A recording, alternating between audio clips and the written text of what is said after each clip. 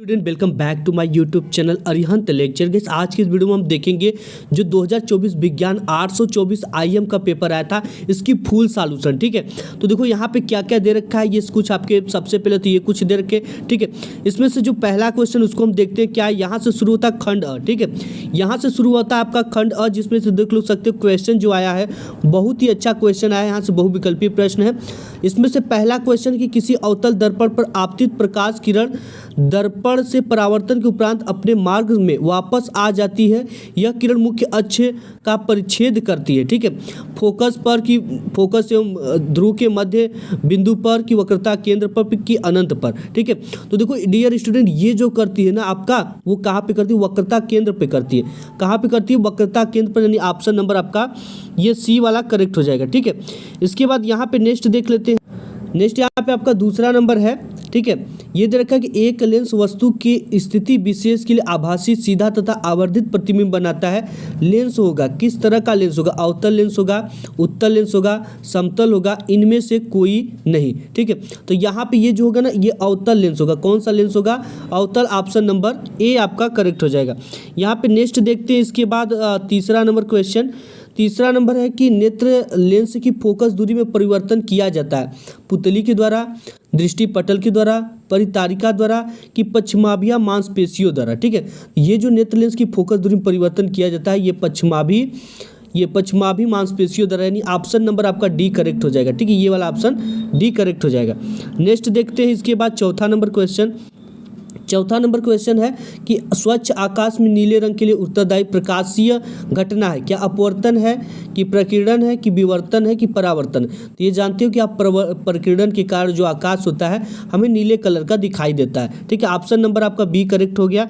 And इसके बाद यहाँ पे पाँचवा नंबर क्वेश्चन पे आओगे आप। ठीक है, पाँचवा नंबर पे कि किसी विद्युत बल्ब पर 440 वाट 220 वोल्ट अंकित है, बल्ब का फिलामेंट का प्रतिरोध क्या होगा? तो हम जानते हैं आर बराबर होता है V का स्क्वायर बाई पी। ठीक है, V का स्क्वायर बाई पी। V के स्क्वायर कितना है? 440 गुणित 440 या सॉरी V आपका है 220 वोल्ट और यहाँ पे है 440। 220 गुणित 220 यानी कि ये हो जाएगा 4800। ठीक है, एक जीरो से एक जीरो कट जाएगा आपका, ये कितना आ जाएगा? 110 ओम आएगा। ठीक है, आप इसी पर रख कर अपना कर लेना, 110 ओम आएगा। ऑप्शन नंबर डी आपका करेक्ट हो रहा है। ठीक है, ऑप्शन नंबर ये 110 ओम आएगा, इसका देख लेना। ये आप कर आर बराबर V का स्क्वायर बाई पी का। ठीक है, इसके बाद नेक्स्ट क्वेश्चन देख लेते हैं पाँचवा। यहाँ पे पाँचवा तो हमने कर लिया। छठवां क्वेश्चन देखते हैं।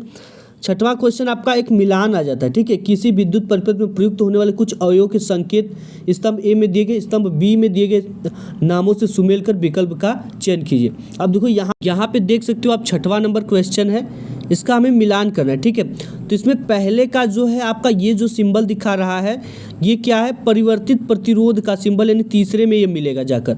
और ये जो है आपका ए वाला, ए मतलब अमीटर, ये चौथे में मिलेगा जाकर। और यहाँ पे ये है विद्युत सेल, तो ये आपका दूसरे में मिलेगा। और यहाँ से जो है ये तार की क्रॉसिंग होती है, तो यानी कि ये जाकर मिलेगा पहले में। यानी ऑप्शन नंबर आपका कौन सा करेक्ट होगा? ए वाला।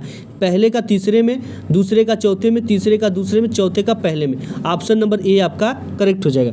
नेक्स्ट देख लेते हैं आपका छठवां के बाद सातवां। ठीक है, सातवां आपका क्वेश्चन है कि किसी धारावाही परिनालिका को स्वतंत्रता पूर्वक लटकाने पर सदैव स्थिर होगा। तो हम जानते हैं कि उत्तर से दक्षिण दिशा की में ये ठहरता है।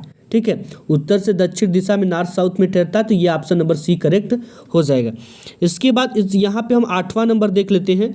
आठवां नंबर आपका है बच्चों यहाँ पे कि निम्नलिखित में से कौन सी धातु कमरे के ताप पर ठोस अवस्था में नहीं होती है? यहाँ पे मैग्नीशियम है कि मरकरी है कि कॉपर है कि एल्युमिनियम है? तो यहाँ पे आपका मरकरी वाला ऑप्शन करेक्ट हो जाएगा, ऑप्शन बी। ठीक है, मरकरी वाला।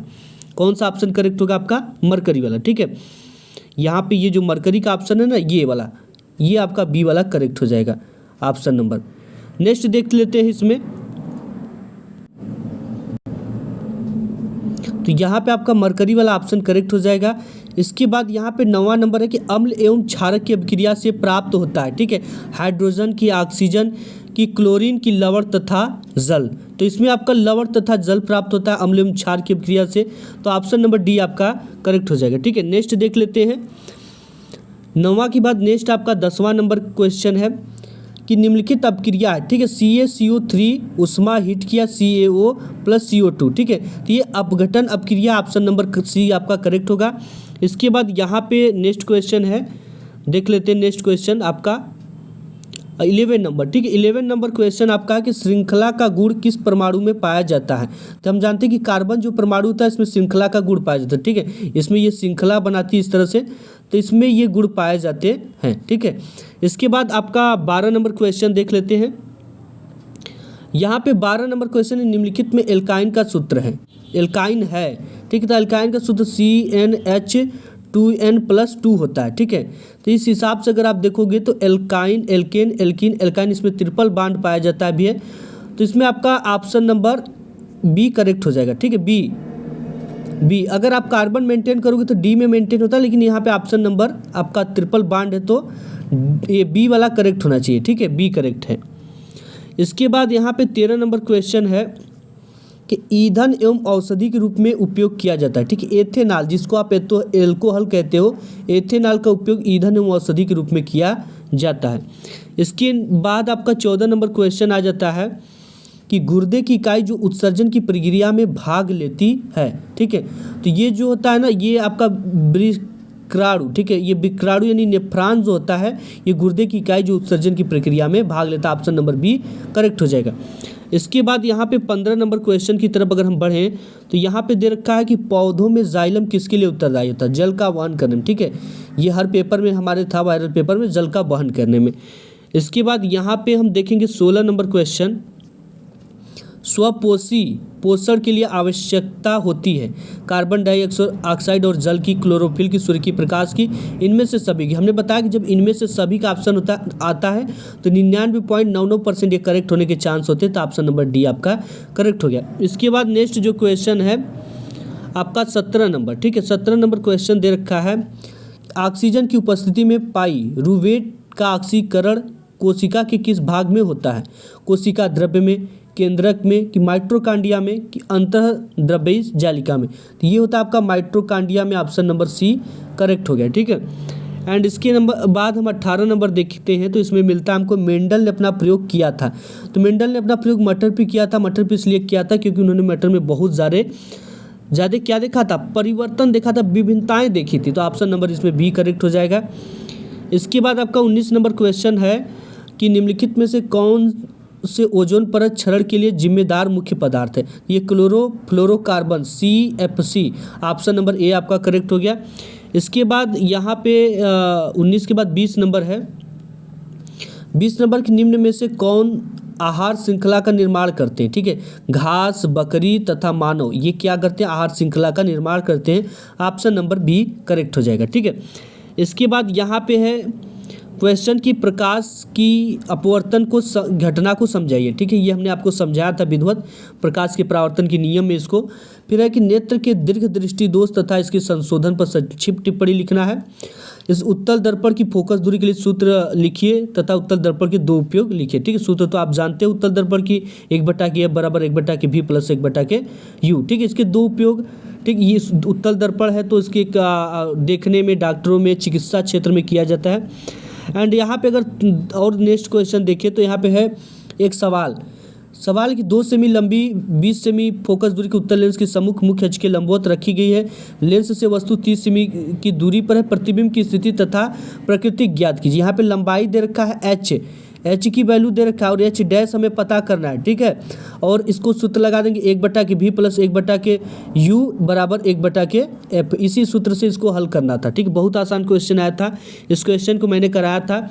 इसके बाद तीसरा क्वेश्चन इसमें आ जाता है कि किसी चुंबकीय क्षेत्र में धारावाही चालक पर लगने वाला बल किन किन कारकों पर निर्भर करता है। ये कल के ओरिजिनल पेपर में था, इसको आपने लिखा होगा, ठीक है। इसके बाद चुंबक तथा धारावाही परिनालिका में अंतर को स्पष्ट कीजिए। इसके बाद यहाँ पे क्वेश्चन है चौथा नंबर कि धारावाही चालक से संबंध चुंबकीय क्षेत्र दिशा ज्ञात करने के लिए दक्षिणी हस्त अंगूठा नियम लिखिए। सीधे धारावाही चालक द्वारा उत्पन्न चुंबकीय क्षेत्र रेखाओं को दर्शाइए, ठीक है। तो ये हमने आपको दिखाया था और दर्शाया भी था, तो इसको तैयार कर लिए होंगे आप, लिख भी लिए होंगे जो पढ़े होंगे। इसके बाद यहाँ पे दूसरा है चौथे का कि दिए गए परिपथ में A एवं B के बीच तुल्य प्रतिरोध 5 ओम प्रतिरोध के सिरों के बीच विभवांतर तथा गणना कीजिए। इसके बीच सिरों के बीच हमें विभवांतर तथा विभवांतर की गणना कीजिए। तुल्य प्रतिरोध A और B की क्या निकालना है, तुल्य प्रतिरोध A से इस बी तक तुल्य प्रतिरोध निकालना है, ठीक है। इसका निकालेंगे तो इसकी ये जो समांतर क्रम में है, समांतर क्रम का फार्मूला लगा देंगे 1/r बराबर 1/r1 प्लस 1/r2, इसमें भी लगा देंगे तो तुल्य प्रतिरोध फिर ये पूरे श्रेणी क्रम में हो जाएगा, ठीक है। श्रेणी क्रम में जोड़कर ये सभी को हम क्या करते हैं, जिस क्रम में श्रेणी क्रम में फार्मूला से निकाल देंगे।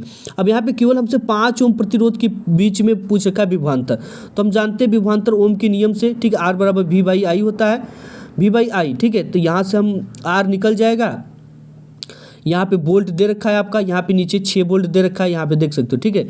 ये आप देख सकते हो कि यहाँ पे 6 वोल्ट दे रखा है। तो यहाँ से हम सिरों के बीच विभवांतर निकालेंगे, विभवांतर से पहले हम धारा निकालेंगे, ठीक है। धारा के लिए हमको ये प्रतिरोध पता चल जाएगा और वोल्टेज दिया, धारा निकाल देंगे, उसके बाद हम विभवांतर भी निकाल लेंगे, ठीक है। ऐसे हम बने कल बताया था ये क्वेश्चन आपको। इसके बाद ये क्वेश्चन मेरा छपा हुआ है कि वैद्युत परिपथ में फ्यूज का क्या महत्व है। किसी मकान में अधिभार ये 2200 वाट है, विद्युत आपूर्ति 220 वोल्ट की जाती है, मकान में प्रयुक्त फ्यूज का अनुमानतांक होना चाहिए, विद्युत ऊर्जा का व्यापारिक मात्रक भी लिखे, ठीक है।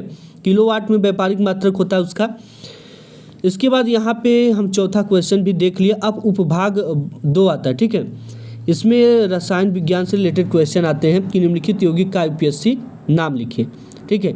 तो ये IPSC हमने कल बताया था, ये दोनों, ठीक है, आपने उसको देखा होगा पेपर को। यहाँ पे बी है कि संयोजन अभिक्रिया के एक उदाहरण लिखिए, केवल समीकरण लिखिए, संतुलित समीकरण लिखिए, barium chloride aluminium sulphate, barium sulphate plus aluminium chloride, ठीक है। हमने बताया था कि यहाँ पे बेरियम का Br लिख दो, क्लोराइड का Cl लिख दो, एल्युमिनियम का Al लिख दो, जैसे आपको आता है ट्रिक से वैसे लिख दो, ठीक है। इसके बाद 5वां नंबर हमारा समाप्त हो गया। 6वां नंबर क्वेश्चन इसमें दे रखा है, निम्नलिखित तत्वों का इलेक्ट्रॉनिक विन्यास लिखिए। सोडियम Na का क्या लिखना है आपको, इलेक्ट्रॉनिक विन्यास लिखना है, जैसे I1S1 1S2, ठीक है, इस तरह से। क्लोरीन का लिख सकते हो इलेक्ट्रॉनिक विन्यास आप इस तरह से जो बनता है, ठीक है, इस तरह से भी जो बनता है ये सोडियम Na का, ठीक है, इस तरह से भी बना सकते हैं। नेक्स्ट आपका है इसमें फिर बी नंबर इसी में है कि निम्नलिखित समीकरणों को संतुलित कीजिए, Fe+ plus H2O Fe3O3 H2, ठीक है, इसको संतुलित करना है। इसके बाद आपका 7वां नंबर क्वेश्चन आ जाता है इसमें। 7वां नंबर क्वेश्चन है कि निम्नलिखित पर संक्षिप्त टिप्पणी लिखिए। अम्लीय वर्षा, तान्यता अघातवर्धता, मिशेल संरचना, ठीक है, हमने बताया था इसको। अथवा संक्षारण से आप क्या समझते हैं, इससे सुरक्षा के 2 उपाय लिखे। संक्षारण मतलब जंग से बचने के लिए क्या सोचते हैं, ठीक है। इसके बाद आपका नेक्स्ट है, जैसे जंग लग जाता है तो उससे कैसे बचाया जा सकता है, तेल से, ग्रीस से, ठीक है, पेंट करके, वही चीज़ें लिखना। बी है कि उष्माक्षेपी उष्माशोषी अभिक्रिया से आप क्या समझते हैं, उदाहरण भी दीजिए। इसके बाद आप यहाँ पे नीचे आओगे तो ये क्वेश्चन आपका दे रखा है यहाँ पे, ठीक है। यहाँ पे है उपभाग 3 आपका आ जाता है कि 8वां, एक तंत्रिका कोशिका न्यूरॉन की संरचना बनाए तथा इसके कार्यों का वर्णन कीजिए। ये मैंने बताया था पेपर में था। 9वां नंबर क्वेश्चन है कि निम्नलिखित पर संक्षिप्त टिप्पणी लिखिए। थायरॉक्सिन हार्मोन्स के कार्य, मुकुलन, ठीक है। 10वां क्वेश्चन कि पुष्पी पौधों में लैंगिक जनन का वर्णन कीजिए। 11 है कि मनुष्य में ऑक्सीजन तथा कार्बन डाइऑक्साइड का परिवहन कैसे होता है। अथवा ये क्वेश्चन नहीं आता तो मनुष्य की हृदय की संरचना का उपयुक्त चित्र की सहायता से वर्णन कीजिए, ठीक है। तो ये पूरी पेपर है सॉल्यूशन के साथ।